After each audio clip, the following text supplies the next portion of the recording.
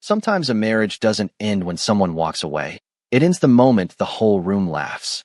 Every crystal chandelier inside Blackstone Hall reflected 1,000 tiny lights across polished marble floors, turning the annual Ashcroft Foundation Gala into the most prestigious social event in Virginia.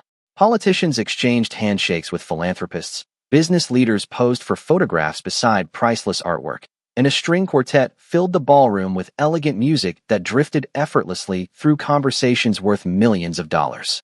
Standing at the center of it all was Dorian Ashcroft, a man whose confidence seemed as immovable as the centuries-old estate surrounding him. At 42, he had built a reputation that extended far beyond legitimate business circles. To the public, he was a respected investor and generous donor. To those who truly knew the city's hidden currents, his name carried enough weight to silence arguments before they began. Tonight, he wore a perfectly tailored black tuxedo, his calm smile revealing none of the pressure that came with controlling an empire built on discipline, loyalty, and absolute authority. Beside him stood his wife, Eleanor Hayes Ashcroft.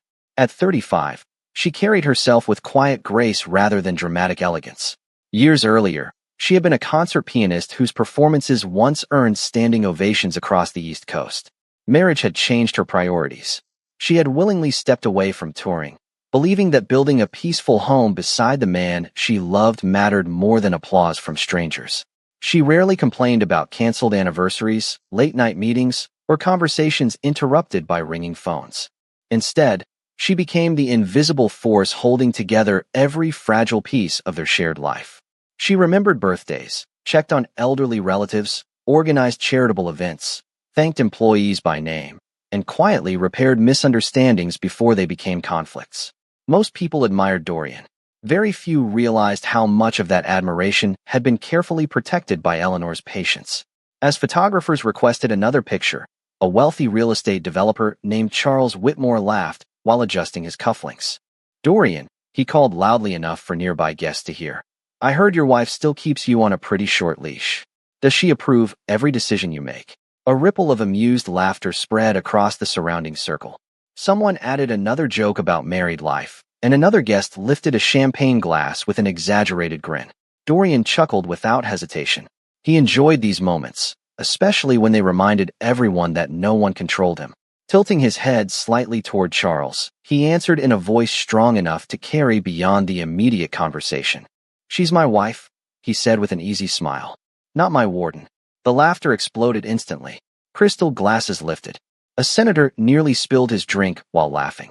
Several cameras captured the moment, believing it to be harmless entertainment between powerful friends. Dorian smiled wider, accepting the reaction as naturally as breathing. He never looked at Eleanor. He assumed she was smiling too.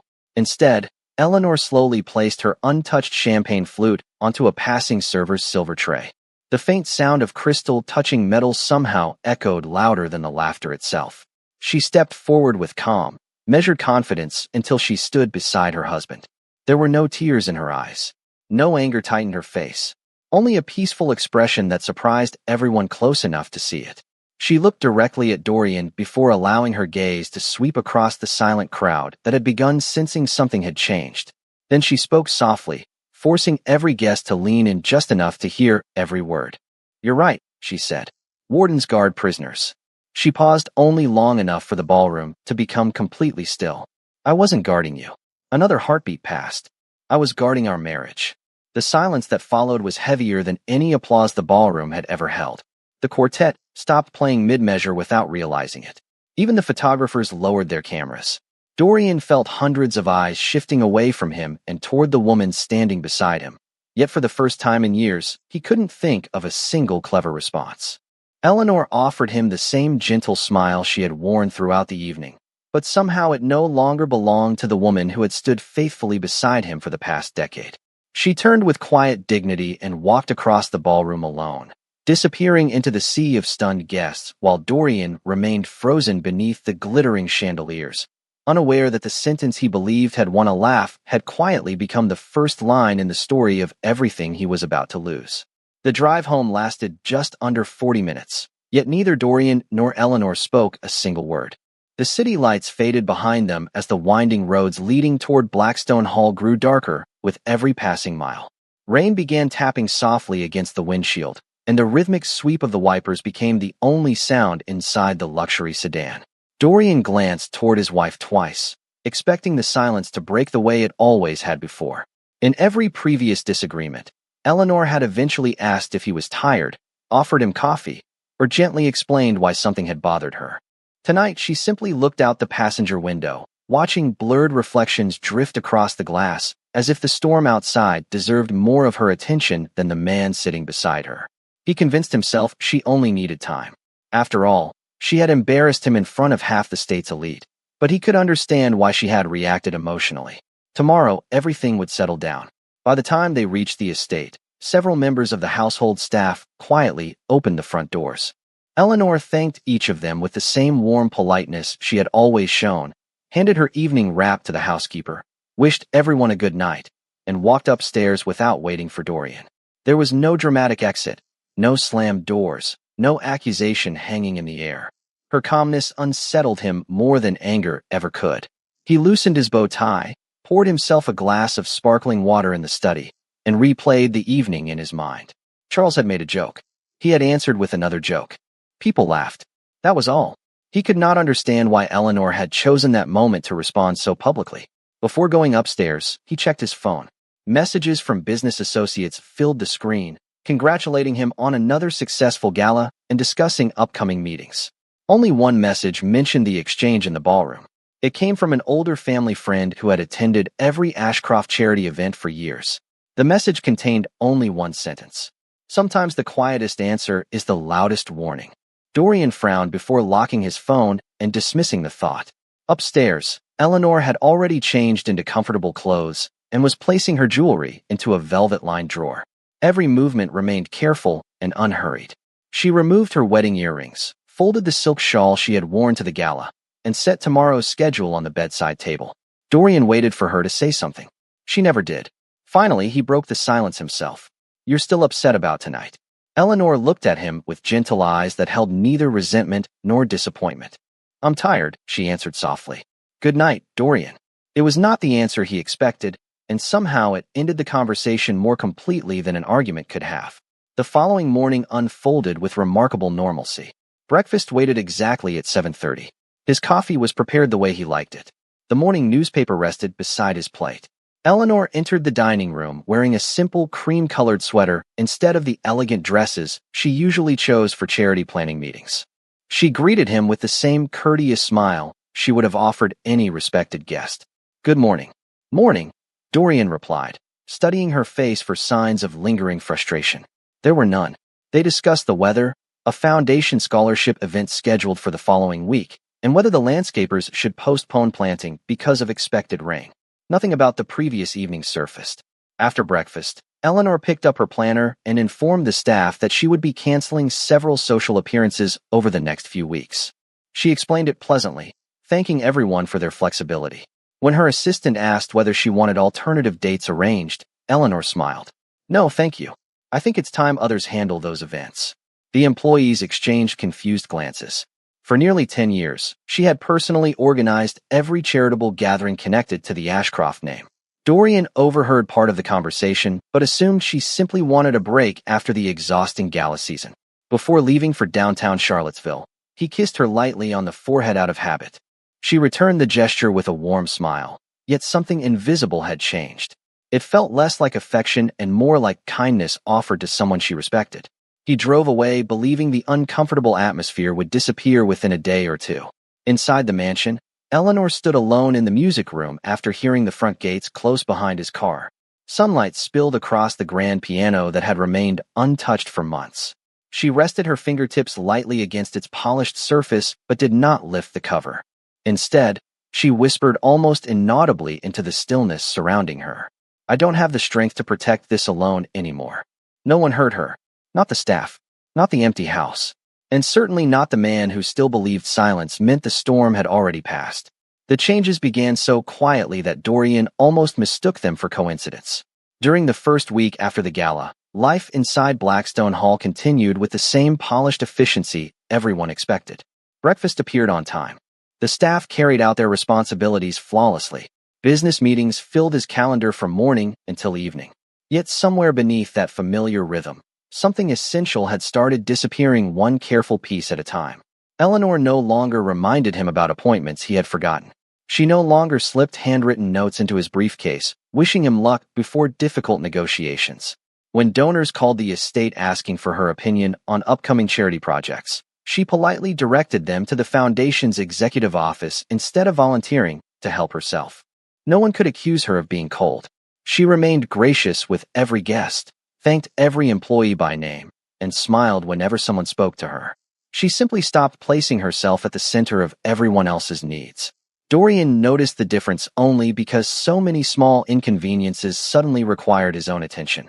One Thursday afternoon, he arrived 20 minutes late to a luncheon because no one had reminded him that road construction had closed his usual route into downtown Charlottesville. He laughed it off with clients, blaming traffic, but on the drive home, he realized Eleanor had always checked those details without ever mentioning the effort involved. The following weekend, an anniversary dinner for one of the foundation's largest benefactors ended awkwardly after flowers failed to arrive. For years, Eleanor had personally confirmed every reservation, every centerpiece, every handwritten place card. This time, the event coordinator apologized repeatedly, explaining that she assumed Mrs. Ashcroft was stepping back from planning responsibilities. Dorian assured everyone it was a minor mistake. Still, he found himself glancing toward Eleanor across the ballroom. She sat beside him with perfect composure, complimenting the chef and enjoying quiet conversations with guests as though nothing at all had gone wrong. She never criticized anyone. She never stepped in to fix what had been overlooked. It was the first time he truly understood how much invisible work she had carried without expecting recognition. A few days later, he returned home earlier than usual, hoping they might spend the evening together. The mansion felt strangely peaceful. The fireplace burned softly in the library, but Eleanor was not waiting there with a book as she often had in years past. He eventually found her in the garden just before sunset, kneeling beside a row of white roses with a pair of gardening gloves resting beside her. She looked content watching the breeze move through the flowers. "You've been spending a lot of time out here," Dorian observed. Eleanor smiled gently. "I forgot how quiet this place could be. I thought we might have dinner together tonight." "Of course," she answered kindly. "I'll meet you in the dining room at 7. There was nothing wrong with her response. Yet he noticed she had not asked about his day, his meetings, or whether anything interesting had happened. Those conversations had once come naturally between them. Now she answered every question warmly, but offered nothing more. Dinner lasted less than 30 minutes. They discussed a local arts program receiving a grant, the weather forecast for the weekend, and whether autumn had arrived earlier than expected. Their exchange resembled two thoughtful acquaintances sharing a pleasant meal rather than a husband and wife who had built a decade of memories together. After dessert, Eleanor excused herself, explaining that she planned to read before bed. Dorian remained alone at the long dining table long after the dishes had been cleared away. The silence surrounding him felt unfamiliar despite the enormous house remaining exactly as it had always been. The following Monday, his longtime driver, Samuel Brooks, hesitated before opening the car door outside the office. Samuel had served the Ashcroft family for nearly 15 years and rarely offered personal opinions. "May I say something, sir?" he asked carefully. Dorian nodded. "Go ahead." Samuel looked toward the distant mountains before speaking. "Mrs. Ashcroft still treats everyone with the same kindness she always has." "She does," Dorian agreed. "That's not what worries me." Samuel lowered his voice. "She used to spend every day building this family's future. Now she's simply living her own life inside it." The words lingered in Dorian's thoughts throughout the afternoon. That evening, he walked through Blackstone Hall with fresh eyes. Fresh flowers no longer decorated the piano. The weekly family photographs had not been updated. The music room remained closed. None of these changes seemed dramatic on their own, yet together they left the mansion feeling less alive than before. Upstairs, Eleanor stood on the balcony outside their bedroom, watching the last traces of sunlight disappear behind the Blue Ridge Mountains. She breathed deeply, not with sadness, but with quiet acceptance. For the first time in many years, she had stopped waiting for someone else to notice what she had been carrying. And without realizing it, Dorian had begun living inside the emptiness that her quiet surrender had created. October settled gently over Charlottesville, covering the grounds of Blackstone Hall with gold and crimson leaves that drifted across the long stone driveway. From the outside, nothing about the Ashcroft estate suggested change. The fountains still flowed. The gardens remained perfectly maintained. Luxury vehicles continued arriving through the front gates for meetings, dinners, and foundation business. To every visitor, the mansion looked exactly as it always had. Only Dorian had begun noticing that a house could remain beautiful while quietly losing its soul. One evening he returned from Richmond nearly 2 hours earlier than expected after a business conference ended ahead of schedule. For years he had imagined surprising Eleanor with an early dinner whenever his calendar unexpectedly cleared. Yet as he stepped through the grand entrance, he realized he had no idea where she might be. She was no longer waiting in the library with tea. She was not in the music room reviewing charity programs. She was not arranging flowers in the front hall or discussing holiday plans with the household staff.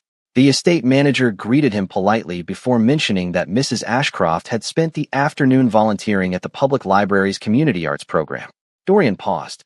She volunteers now. The manager nodded with a pleasant smile. Every Tuesday and Thursday. She started several weeks ago. Dorian thanked him and slowly removed his coat. Several weeks ago, she had built an entirely new routine without ever mentioning it to him. It was not secrecy. It was simply a life that no longer revolved around his schedule. He wandered through the mansion while waiting for her return. The drawing room felt strangely untouched. Fresh flowers still stood in crystal vases, but they had been arranged by the florist rather than by Eleanor's careful hands. The fireplace burned with perfect precision because the staff followed instructions, not because someone anticipated the exact moment the evening chill would arrive. Everything functioned flawlessly. Nothing felt personal. As he entered the music room, sunlight from the western windows stretched across the polished grand piano. Dust had not gathered because the housekeepers cleaned it daily, yet the instrument carried a silence that no amount of polishing could erase. Dorian rested his fingertips against the closed lid, remembering the evenings when Eleanor had filled the mansion with quiet melodies after difficult days. He realized he could not remember the last time he had actually stopped to listen. He had always assumed there would be another performance tomorrow, another peaceful evening, another opportunity. The front door opened just after 6 o'clock. Eleanor entered carrying a canvas tote bag filled with children's music books and watercolor paper. She looked genuinely relaxed, her cheeks lightly flushed from the cool autumn air. When she saw Dorian waiting in the foyer, she smiled with the same gentle warmth she offered everyone she cared about. "You're home early." "Apparently I am." He glanced toward the bag in her hand. "How was your afternoon?" Her eyes brightened in a way he had not seen for months. "Wonderful. One little boy played an entire song today, without stopping halfway through. He was so proud of himself." She laughed softly, and for a brief moment Dorian saw the woman he had first fallen in love with years earlier. Then the moment quietly passed. "That sounds nice," he answered. Eleanor nodded. It really was. She excused herself to put away her things before dinner, leaving Dorian standing alone in the foyer with an unfamiliar feeling settling over him. She had not become unhappy. She had not become bitter. Somehow that realization unsettled him even more. She was learning to build joy in places where he no longer existed. Later that night, they shared another peaceful dinner. Conversation remained polite and effortless, yet it never wandered into the deeply personal territory it once occupied. They discussed the success of the library program, local weather forecasts, and an upcoming foundation board meeting. Dorian noticed that Eleanor no longer asked whether he would be home before midnight or whether he had eaten lunch. Those questions had once seemed ordinary, almost repetitive. Now their absence echoed louder than any conversation. After dinner, she carried her teacup onto the back terrace overlooking the gardens. The air had grown crisp enough to require a light sweater, and the moon reflected across the small lake beyond the trees. Dorian joined her a few minutes later, expecting the comfortable silence to eventually invite deeper conversation. Instead, they simply watched falling leaves drift across the water. Finally he spoke. "You seem different." Eleanor looked toward the moon before answering. "Maybe I'm just becoming myself again." The words were spoken without accusation or sadness. They were almost peaceful. Dorian searched her face for hidden meaning, but she offered nothing more. She finished her tea, wished him a pleasant evening, and quietly returned inside. Left alone beneath the autumn sky, Dorian stared across the dark gardens and understood something that no business victory had ever prepared him for. The greatest distance between two people was not created by anger, raised voices, or slammed doors. It was created when one heart finally stopped asking to be seen, and the other noticed only after the silence had already become permanent. Several days passed before Dorian found himself standing outside the east wing of Blackstone Hall, a part of the estate he rarely visited unless guests were touring the property. The morning air carried the crisp scent of fallen leaves, and sunlight streamed through tall windows that overlooked the Blue Ridge Mountains. He had intended to review renovation plans with the estate manager, but instead he wandered into a quiet sitting room that Eleanor had once transformed into a welcoming space for family gatherings and charity planning. The room remained immaculate, yet something felt unfinished. A vase stood empty on the fireplace mantel where fresh flowers had always rested. A stack of music magazines sat neatly arranged on a side table, their latest issue nearly 2 months old. It was as though time had quietly stopped inside these walls while the rest of the mansion continued moving forward. As Dorian turned to leave, he noticed Walter Bennett, the Ashcroft family's longtime butler, carefully polishing a silver serving tray. Walter had worked for the estate for more than 3 decades and had watched Dorian grow from an ambitious young businessman into one of Virginia's most influential men.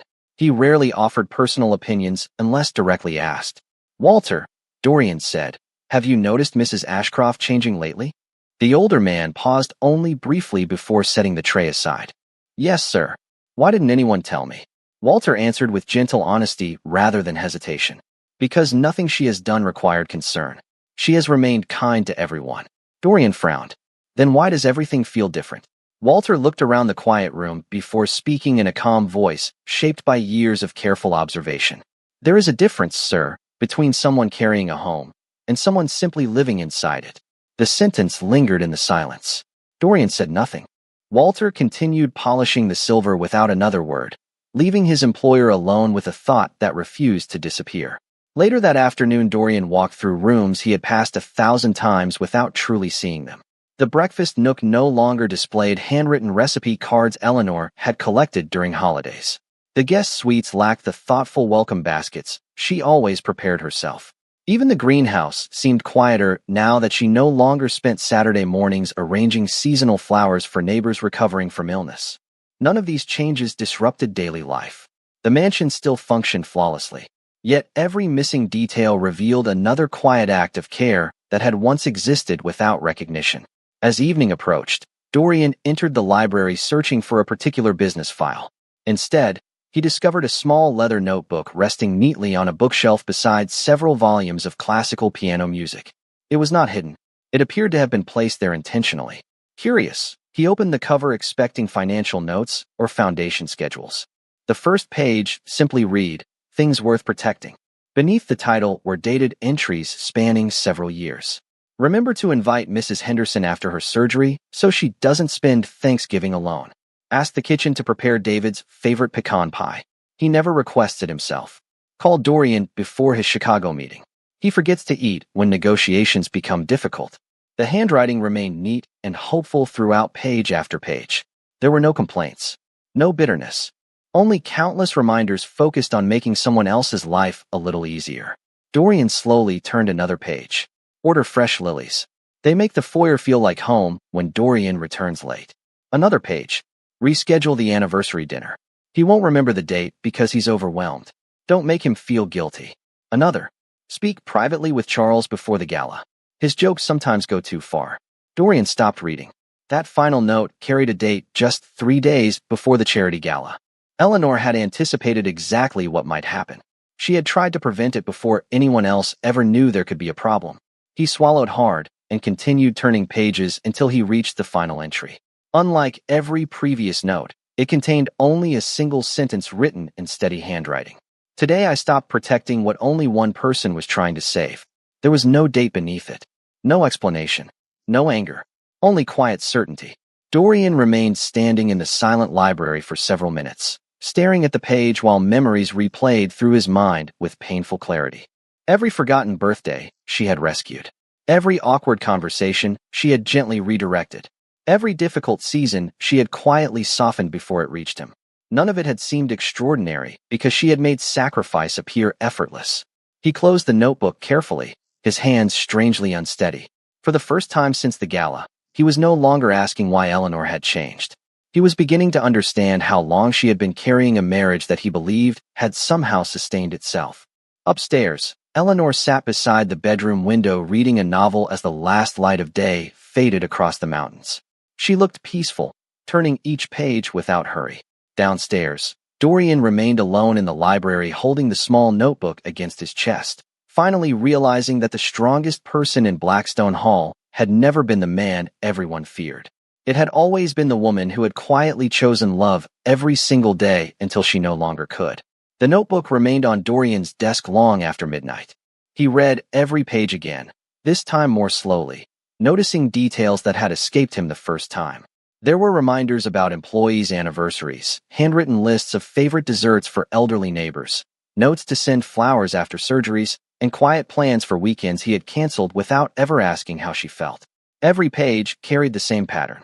Eleanor had built a life around protecting relationships while expecting nothing in return except the hope that the people she loved would eventually notice. By sunrise, Dorian made a decision unlike any he had made in business. He would not buy expensive jewelry. He would not plan a luxurious vacation. He would not offer a dramatic speech asking for forgiveness. For perhaps the first time in his adult life, he accepted that money could solve problems, but it could not repair trust. The next morning, he canceled 2 executive meetings, surprising his assistant, who had never known him to rearrange his schedule for personal reasons. Instead of driving downtown immediately, he walked into the kitchen just after 7 o'clock. The chefs looked up in confusion as he tied on one of the spare aprons hanging near the pantry. "Good morning," he said awkwardly. "I'd like to help prepare breakfast." The head chef blinked in disbelief before gently guiding him through simple tasks. Dorian sliced fresh fruit, brewed coffee, and arranged plates with careful concentration. His knife skills were uneven, and more than once the staff quietly corrected him without embarrassment. When breakfast was ready, he carried Eleanor's plate into the dining room himself. She looked genuinely surprised when he entered. "You made this?" she asked softly. Dorian nodded with a small smile. "I had some professional supervision." Eleanor thanked him sincerely and enjoyed the meal without criticism. She complimented the fresh fruit and even laughed quietly when he admitted he had nearly burned the toast before the chef rescued it. For a brief moment, the atmosphere felt lighter. Yet after breakfast, she gathered her planner, wished him a productive day, and left for the community arts program exactly as she had planned. She appreciated the gesture. She simply did not treat it as the answer to everything that had happened. Over the following weeks, Dorian continued making quiet changes without announcing them. He began returning home before dinner whenever possible. He memorized the birthdays of every household employee instead of relying on Eleanor's reminders. He personally thanked the gardeners for preparing the autumn display that had always impressed visitors. He visited the foundation office to learn how many charitable programs Eleanor had managed behind the scenes, astonishing the staff by asking detailed questions he had never considered before. At home, he noticed little things that once seemed invisible. He replaced the burned-out reading lamp beside Eleanor's favorite chair before she discovered it. He repaired the loose cabinet handle in the pantry instead of asking maintenance to do it later. One rainy Saturday morning, he quietly delivered homemade muffins to the security team stationed at the front gate because he remembered reading in Eleanor's notebook that she often did the same during bad weather. None of these actions were dramatic enough to earn applause. No one outside the estate even knew they had happened. That was precisely the point. One afternoon, he stopped by the public library where Eleanor volunteered. He remained near the back of the children's music room, careful not to interrupt the lesson. Eleanor sat beside a young girl struggling through a simple piano exercise. She never rushed the child. Instead, she smiled patiently after every attempt, celebrating each small improvement as though it were a concert performance. The little girl's confidence slowly grew until she completed the melody from beginning to end. The room filled with applause from parents waiting nearby. Eleanor's face brightened with quiet pride, and Dorian realized he had not been the person responsible for that smile. She had found purpose beyond him. On the drive home, he understood something difficult but necessary. He could not ask Eleanor to become the woman she had been before the gala. That woman had spent years carrying a marriage almost alone. If there was any future waiting for them, it would require him to become someone he had never been before. That evening, they shared dinner on the terrace overlooking the gardens as autumn winds carried fallen leaves across the stone pathways. Conversation flowed easily but without expectation. As the stars appeared above the Blue Ridge Mountains, Dorian finally spoke with complete honesty. "I'm beginning to realize how much you did that I never saw." Eleanor looked at him for a long moment before offering a gentle smile. "Seeing it now is a beginning," she said quietly. "But beginnings and endings are rarely the same thing." Her words were neither hopeful nor discouraging. They simply reflected the truth. Dorian nodded without arguing. For the first time, he understood that redemption could not be earned in a single conversation. It would have to be built the same way Eleanor had once built their home, one quiet act of love at a time, with no guarantee that anyone would notice until it had already changed everything. Nearly 2 months had passed since the gala, and the rhythm of life inside Blackstone Hall had quietly transformed. Dorian continued keeping the promises he had never spoken aloud. He no longer measured his days only by contracts signed or meetings completed. Instead, he noticed ordinary moments that once seemed too small to deserve attention. He joined the household staff for coffee before leaving for work, learned the names of new volunteers at the foundation, and spent Sunday afternoons walking the estate instead of answering emails behind closed study doors. None of it felt like sacrifice anymore. It felt like learning a language he should have understood years earlier. Yet despite every sincere effort, one invisible wall remained between him and Eleanor. She appreciated his kindness. She thanked him for every thoughtful gesture. She smiled more often than she had immediately after the gala. But the effortless closeness they once shared never returned. She no longer reached for his hand without thinking. She no longer interrupted her day simply to tell him something amusing she had read or heard. Their marriage had become peaceful, respectful, and strangely distant, as though they were rebuilding a bridge from opposite sides of a canyon without knowing whether it could ever reach the middle. One Friday afternoon, while preparing for the foundation's annual financial review, Dorian's communications director entered his office carrying a tablet. "There's something you should probably see," she said carefully. The local news station released a highlight reel from this year's gala. It's gaining a lot of attention online because of the charitable donations, but she hesitated before placing the tablet on his desk. "The ballroom exchange is included." After she quietly left the room, Dorian stared at the screen for several seconds before pressing play. Elegant music accompanied sweeping aerial shots of Blackstone Hall. Guests smiled for cameras. Award recipients accepted recognition. Everything appeared polished and sophisticated. Then the video reached the moment he had almost managed to bury inside his memory. From the audience's perspective, he watched himself standing confidently beneath the chandeliers while Charles Whitmore joked about marriage. The recording captured every laugh that followed. Dorian heard his own voice again, relaxed and amused. "She's my wife, not my warden." For months he had remembered only the sentence itself. Watching it now revealed everything he had failed to notice that night. Before Eleanor spoke, the camera briefly shifted toward her face. She did not look angry. She did not appear embarrassed. Instead, there was the smallest flicker of disappointment in her eyes, so brief that no one watching casually would have recognized it. It looked like the quiet realization that something precious had finally broken beyond repair. Then came her answer. Calm, gentle, unshaken. "You're right. Wardens guard prisoners. I was guarding our marriage." The laughter disappeared instantly from the recording, replaced by complete silence. But it was not the silence that affected Dorian most. The camera remained focused on him for several long seconds after Eleanor walked away. For the first time, he saw himself exactly as everyone else had seen him that evening. A powerful man standing speechless, not because he had been humiliated, but because he had suddenly realized too late that the person beside him had carried burdens he had mistaken for ordinary routine. He replayed the video 3 more times. Each viewing exposed another detail he had ignored. Eleanor placing her untouched champagne glass onto the server's tray with steady hands. Several guests lowering their eyes after her reply. Walter Bennett watching quietly from across the ballroom with an expression that now made painful sense. Most of all, he noticed that Eleanor never tried to embarrass him. She never raised her voice. She never insulted him. She simply spoke the truth.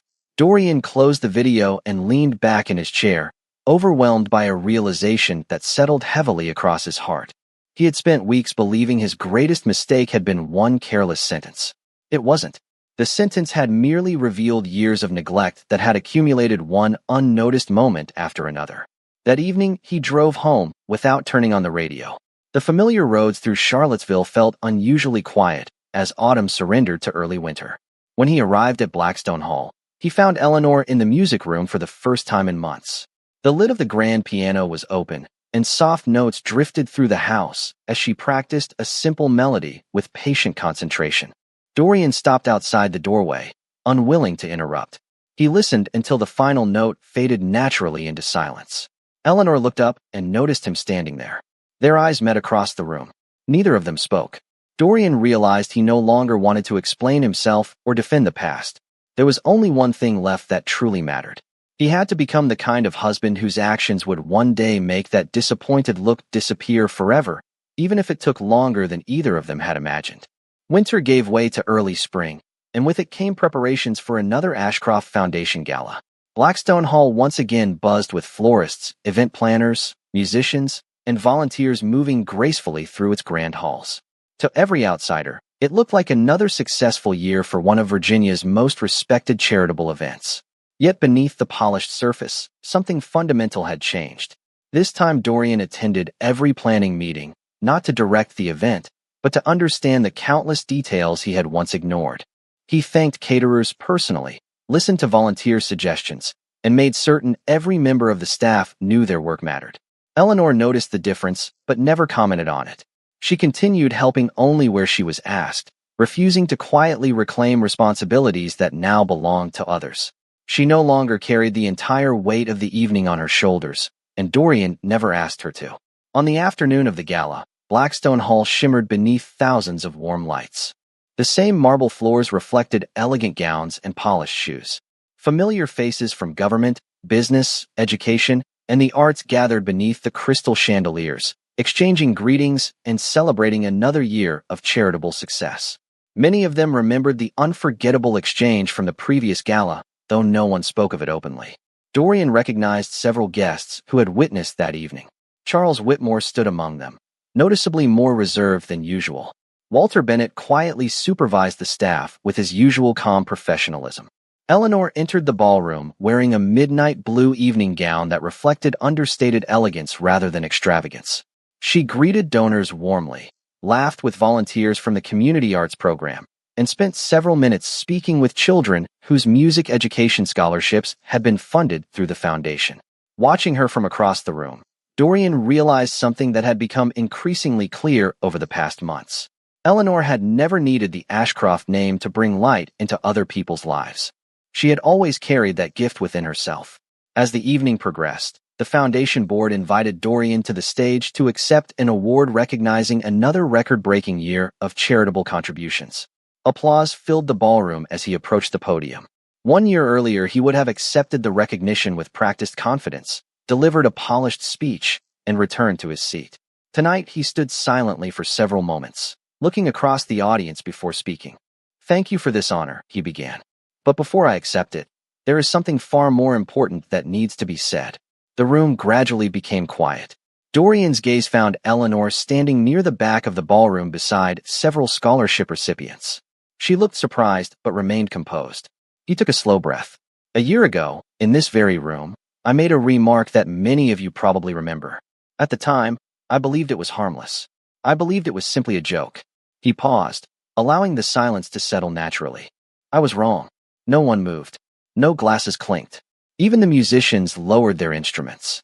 What embarrassed me that evening wasn't my wife's response. It was discovering, far too late, how little I understood about the person who had quietly protected our home, our relationships, and even my own reputation for years." Dorian looked toward Eleanor again, his voice remaining calm and steady. "I spent a long time believing leadership meant being respected. My wife taught me that real leadership begins with gratitude. I confused her constant care with something that would always be there. I never thanked her often enough. I rarely noticed how much she carried. That failure belongs entirely to me." Several guests lowered their eyes, recognizing pieces of their own lives within his words. Dorian continued without searching for sympathy. "This isn't an apology because people are watching. It's an acknowledgement of a truth I should have spoken long ago. Eleanor, whether our future becomes what it once was or something entirely different, I want you to know that I finally see what you gave without asking for recognition. Thank you. And I'm deeply sorry that it took losing your trust before I learned to value it." He stepped away from the podium without waiting for applause.